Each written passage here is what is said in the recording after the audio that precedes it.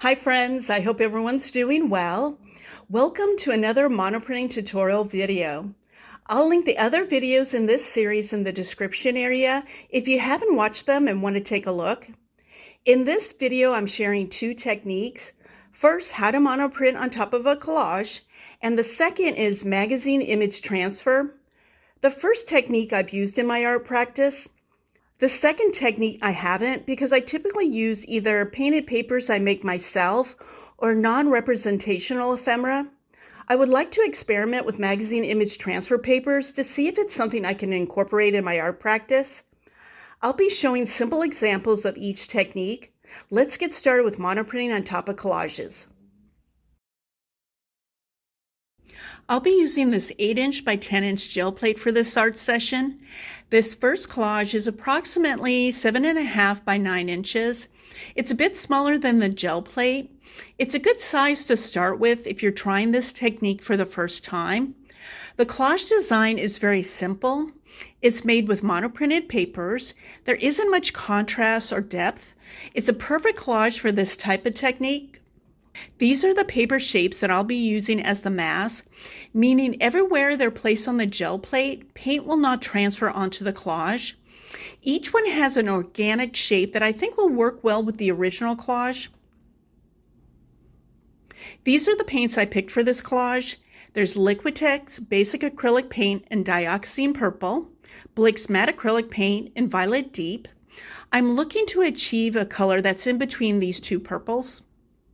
I want to point out that the names of the paints will be listed at the bottom of the screen. I may forget to mention the paint name or say it quickly. I'm mixing the paint right on the gel plate, so there'll be an element of surprise on the exact final color. As I'm mixing and spreading the paint around the plate, I'm working on getting a smooth, even layer of it. Now that the paint layer is smooth and even, I'm quickly placing the paper mask on it. Since the collage is slightly smaller than the gel plate, the placement of each piece is more towards the middle of the plate. The plan for the final look is that each area where the paper mask was placed is a complete shape. None are partially off the edges of the collage. I like to take extra time to line up the collage before placing it on the gel plate. It's a good idea to place another piece of paper on top of the collage if it's smaller than the gel plate. It's easier to add pressure to the back of the collage. I'm using a baren to make sure all the purple paint is evenly transferred to the collage. I sped up this section of the video. In real time, it took about 1.5 minutes. I stopped halfway to check to see if the purple paint was transferring. There was some paint still on the plate, so I continued to add pressure.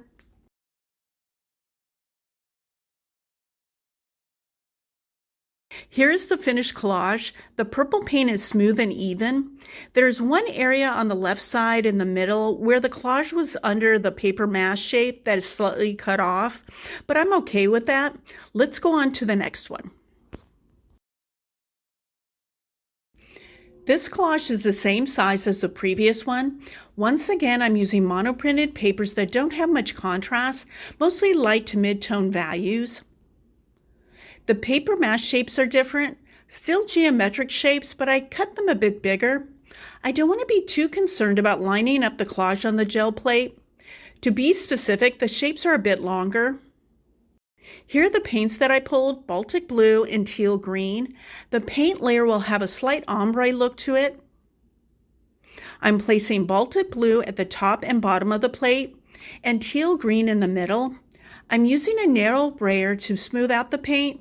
The other brayer is too wide and each paint color wouldn't blend as easily.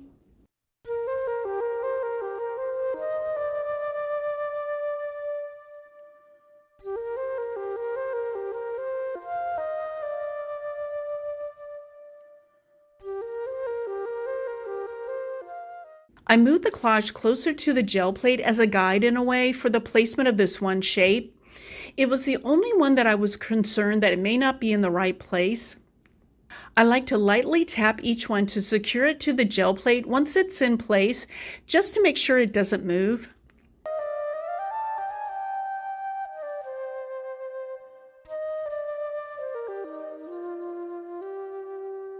I'm placing the collage evenly spaced from top to bottom and side to side.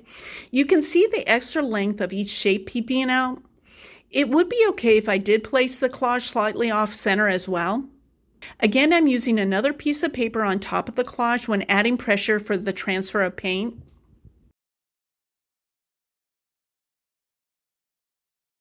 This print has areas with uneven paint, but I think it works for this collage. I'm not sure which orientation I like better. Let's continue on to the next one. I'm switching things up for the next two collages. Similar technique as the previous ones, but a different design style. As you can see, I only added a few collage elements on this cardstock substrate. Except for the roll top desk image, the others are black and white copies from old magazines and encyclopedias. I believe the roll top desk image is from wrapping paper. This technique will be blocks of color. Paint will not be covering the whole collage.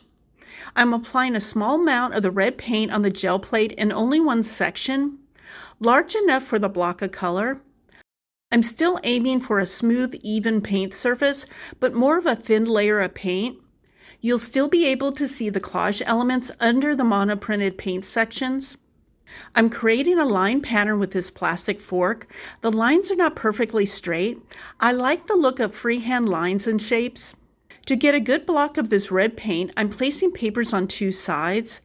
This paper will give a nice clean edge and used as a guide when placing the collage section on top of the paint. I'm using my hands instead of a baren so I can concentrate the pressure where I want.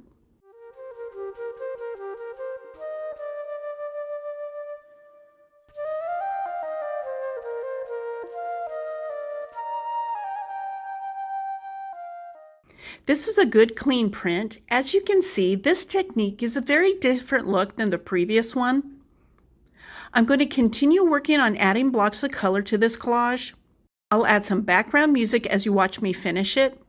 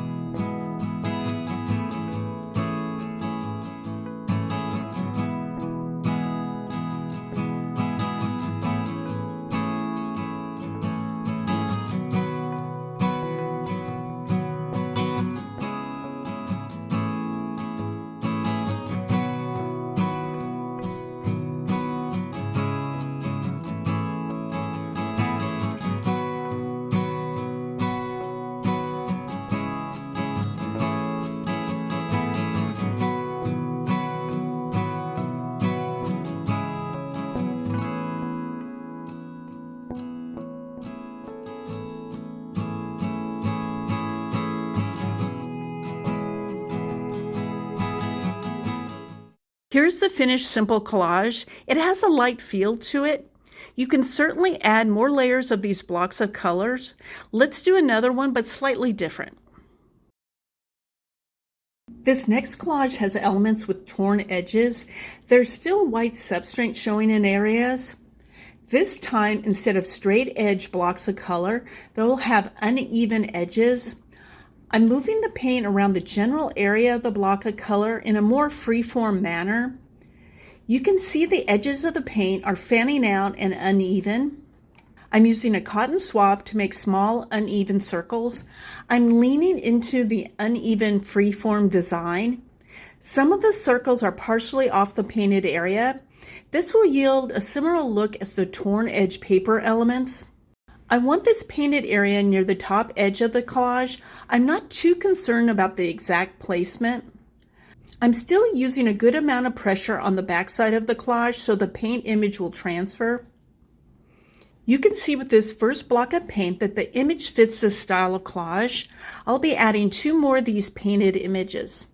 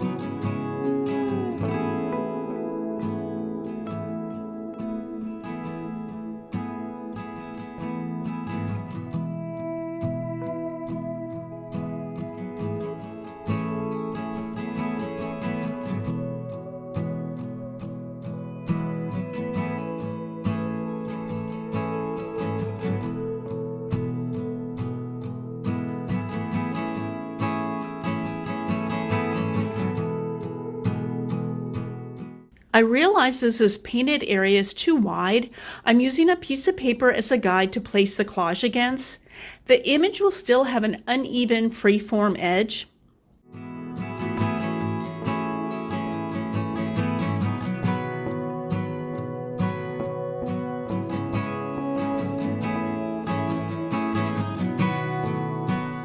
Here's the finished collage. Same process of adding blocks of color, but a slightly different technique of applying the paint to the surface. It was altered to fit the torn edge collage underneath it. The next section will be the magazine image transfer technique. Magazine image transfer can be a finicky technique. It can involve a lot of trial and error. To give yourself a good chance for a successful image transfer, start with a magazine image that has a strong contrast. The model's dark skin tone is a strong contrast to this mostly white dress. I cut out the image from the background because there wasn't any interesting elements. I'm using this black paint because it's on the thin side. You can use a thicker paint, but make sure you only apply a thin layer of it. If you happen to put too much paint on the gel plate, use a brayer to pick up the excess. This image is a bit too wide for the gel plate, so I'm figuring out the right placement to get both arms of the model on the plate. It's also a bit long. I kept the length so it would give me some leeway on the placement. I'm using 80-pound paper to press the image into the gel plate. Try to use even pressure so the whole image will be transferred. I like the outline of the image on the paper, so I'm going to keep it to see if I can do something with it. This section of the video is in real time, so you can see how slowly and carefully I remove the magazine image. I'm trying not to disturb the image transfer on the gel plate.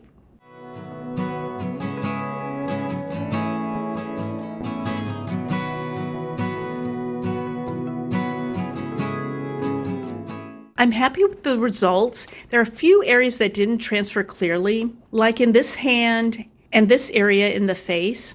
I'm okay with it. Overall, it's a good transfer. At this point, I'm going to let the paint dry on the gel plate before the next step. I'm using aqua and red light for a slight ombre on top of the image. I would suggest using a small amount of each color for this part as well. Again, you want a thin layer of paint. Also, I suggest using a light pressure when moving the paint around the brayer. You don't want to disturb the image transfer.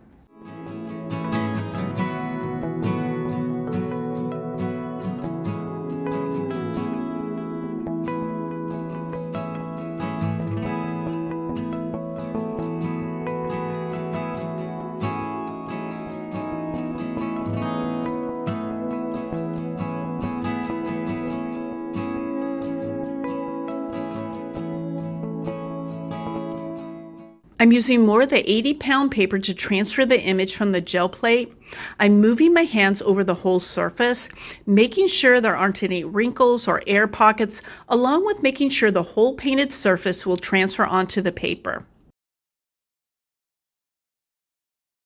When you pull up the paper, make sure you do this step slowly. Again, this section of the video is in real time. I'm happy with the way the image transfer turned out. Let's try a few more. I'm using the same black paint as before, and once again applying a thin, even layer. This time I'm using 2 images. Also for the background, I'm using a full page of small text.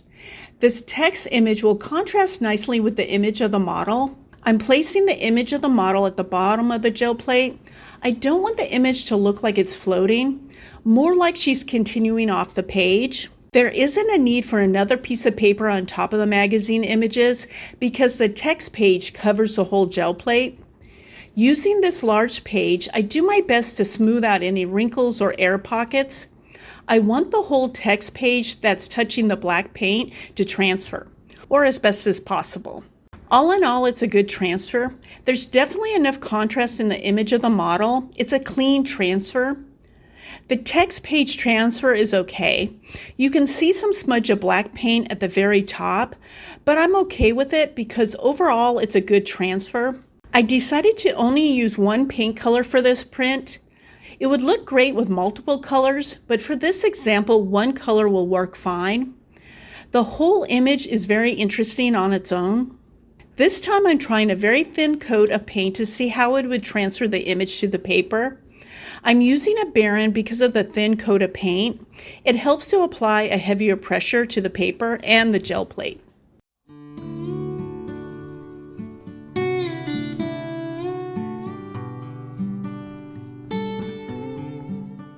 I'm very happy with the way this one turned out.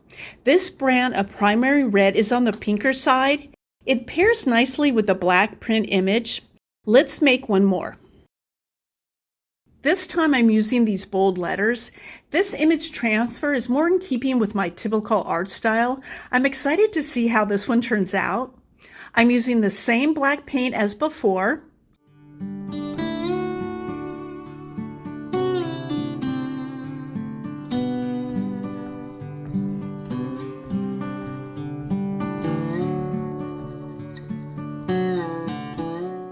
I didn't think about the placement of these letters beforehand, so the design isn't as well thought out as the others. There's an open space where I should have put at least one letter.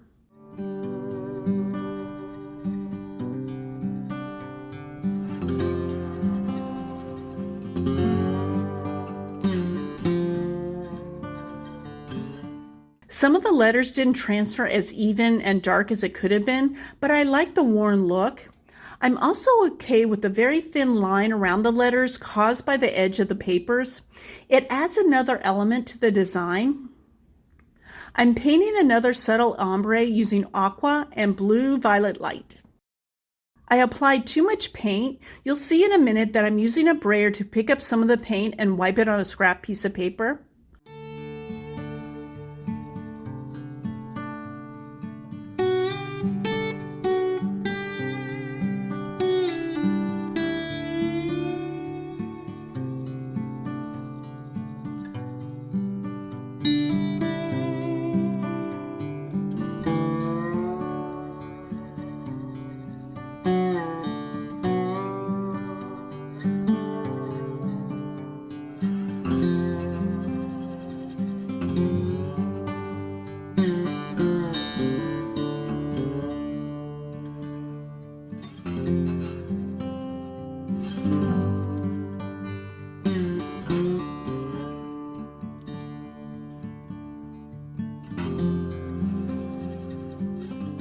This print turned out well. I can see using it as a ground layer for a collage. It's not as dark and clean looking as the previous 2 prints, but I'm still happy with it. The good thing about using text or letters with image transfer is that they will not be reversed on the final print. So if you want to use a quote or a poem or something like that, it will be legible. Let's have a short review next. Here are the finished collages and prints. I still need to think about how to use image transfer prints in my art practice. As I mentioned previously, this one can be used as a ground layer for a collage. I also want to mention again that this technique can be a bit finicky. I suggest starting with magazine images that you don't mind if the print doesn't turn out successfully. It'll be less pressure for yourself so you can have fun and learn about the technique. I hope you found this video informative. Please let me know if you have any questions regarding monoprinting. Thank you for watching. Take care.